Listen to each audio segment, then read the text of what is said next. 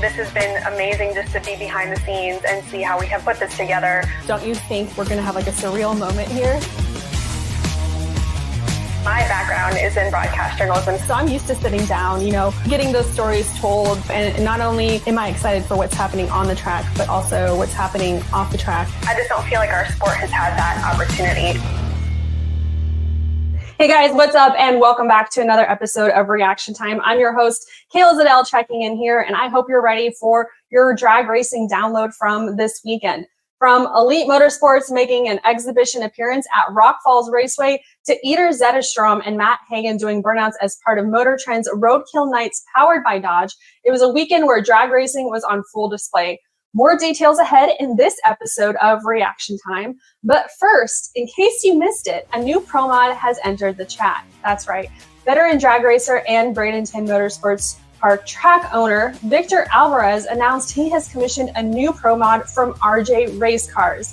Now, Alvarez is in the process of getting this pro mod right here finished up for competition later this year, where he is planning to compete in the Drag Illustrated Winter Series. And Vic joined the Wes Buck Show to chat about the announcement last week and the DI Winter Series.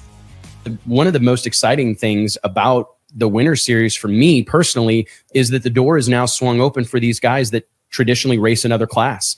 I'm here to tell you, there are top fuel and funny car drivers that are making moves right now to put There's nothing else going on.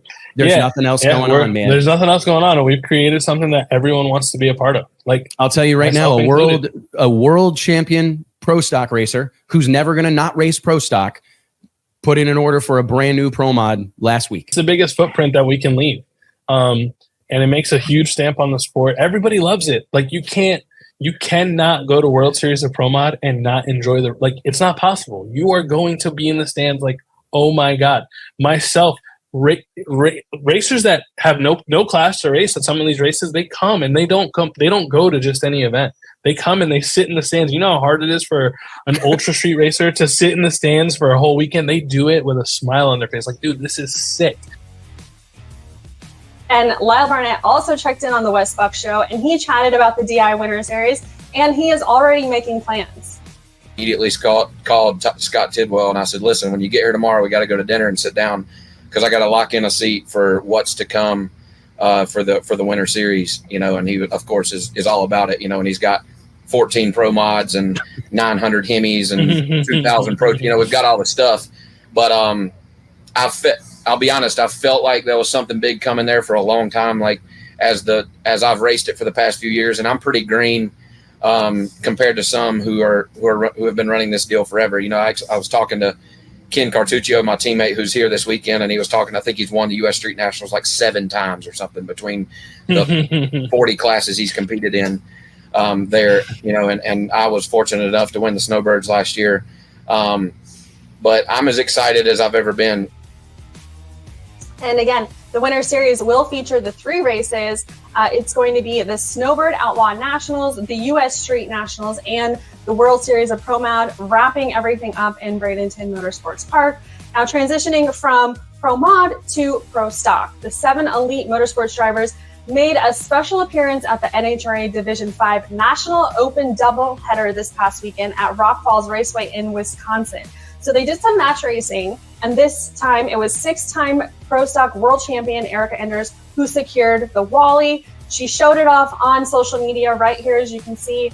She says in the finals, Team Red had to race Fernando Quadro Jr., and it was a really close drag race. The best part was that we parked all 7 of our cars in the winner's circle. So now we have a quick little video. Jr. driving one of the pro cars. You can see Erica turns on the win light there.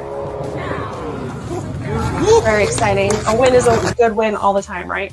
So speaking of cars, it was an exciting moment for FIA Top Fuel European champion Ida Zetterström as she revealed the livery on her Top Fuel dragster at Roadkill Nights ahead of her NHRA debut. So Zetterström is set to kick off her 2024 season at the Lucas Oil NHRA Nationals in Brainerd, Minnesota, coming up this weekend.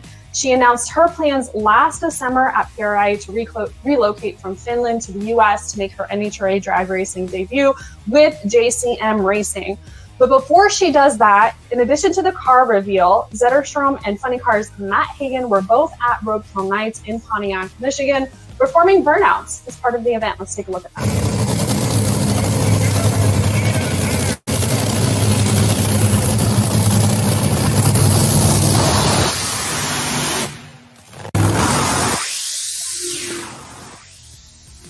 Zetterström and Hagan will, along with the rest of the Mission Food Drag Racing Series and Lucas Oil competitors, will be back on track in Brainerd, Minnesota for the Lucas Oil NHRA Nationals.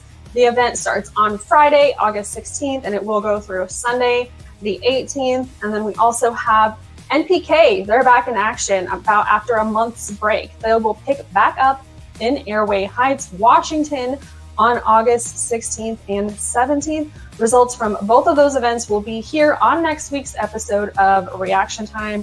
Hey guys, thanks for tuning in. I know we didn't have a lot of coverage this week, but we did have, like I said, drag racing was on display, whether it was at Roadkill Nights or at that division event.